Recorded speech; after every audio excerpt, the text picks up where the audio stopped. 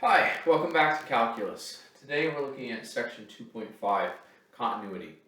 So before I jump into some of the stuff that I have on the board, you can read it if you want, but continuity basically means, just in the most simple terms I can try and express it, it really just basically means that you could take your pencil, you could draw the entire graph, and never have to pick up your pencil while doing it. Okay? Continuity at a point is similar. It means that at some given x value on that graph, you could draw the graph by just going right through there. So when we talk about continuity, that's really kind of something I want you to have in your head. So what's going to mess up continuity? Well, the first thing is any x values where the graph has a break. Now, this could be, like in this example, here at -2, my graph has a break. You can see it, it goes up for a little while, hits some positive value here, and then it jumps down. That's a break. That's not continuous. You definitely could not draw this whole graph without picking up your pencil. Vertical asymptotes would also be breaks, right? If you had a vertical asymptote in the middle of your graph, you'd get really close to it, and then you'd have to skip over it to draw the rest of the graph. So those would certainly qualify in that for that same reason. The other kind is continuity, x values where continuity is one-sided. Basically, that's kind of like out here at 3. I have a point, and it certainly seems like it should count as continuous. It's going to be what we're going to call left-hand continuous in this case. But basically, it just means that the graph doesn't keep going. It stops, and so it's not continuous there. And so we'll look at some of these things in more depth here shortly, but that's just kind of a basic start. So let's move on, and I'm going to start working with some of these other ideas, and we're going to define them, and we'll look at some examples. So yeah, here we go. All right, so now here's the actual definition of what it means for a function to be continuous at a point. Basically, a function is continuous everywhere if it's continuous at every point. But our definition for continuity at a point. And there are 3 of them, and we'll see them. Here we go. F is continuous at x equals c if the limit as x approaches c of f of x is equal to f of c. So basically, you have to have a limit, and it has to equal the function value. That's it, and that seems reasonable, right? Because then you have this graph. I'm kind of waving my hands here, obviously, but you have a graph. You have a limit, so as you come in, you're approaching something, and it actually is the function value. And that's going to make it continuous there. We have left continuous and right continuous, which are basically the same thing, just from the left and the right.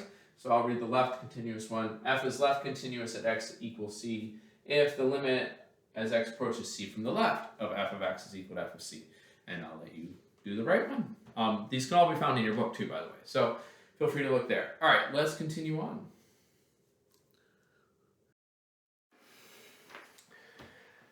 All right, so continuing on, out of those definitions that we have for continuity, we have a continuity test. And it really is almost just a summary of the definition, just in maybe a little bit simpler form. Maybe not, I don't know. Basically, a function is continuous if it meets all 3 of these criteria. 1, the function has to exist at the point you're looking at. Okay, if you're looking at an x value of c, f of c has to actually exist. If you have an x value and you try to plug it in and it doesn't work, not continuous. Done. Number 2, the limit as x approaches c of the function has to exist. So again, if you don't have a limit, you don't get continuity. The jump that we had on that graph that I drew on the last or a couple boards ago, that's what we're really talking about here, right? We had the 2 points, but it came in and the limit would have been different from the 2 sides, so it wasn't continuous. And last but not least, they do have to be equal.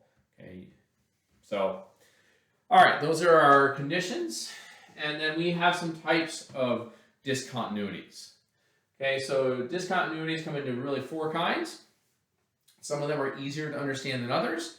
I think the first one is going to be I can talk today. Really, I can't. The first one is what's called removable. This is a useful one for us because it means you can get rid of it. Basically you add 1 point and it becomes a continuous function. And so we'll actually look at some examples of removable discontinuities. 2, a jump discontinuity. That's the one that I had drawn on the board where, the graph went up and then all of a sudden it was down here and it started doing something different. An infinite discontinuity. This would be a vertical asymptote. You have a vertical asymptote, you've definitely got a discontinuity because, you can't touch that vertical asymptote. And the last kind is what's called an oscillating discontinuity. A great example of this is the function sine of 1 over x at x equal to 0.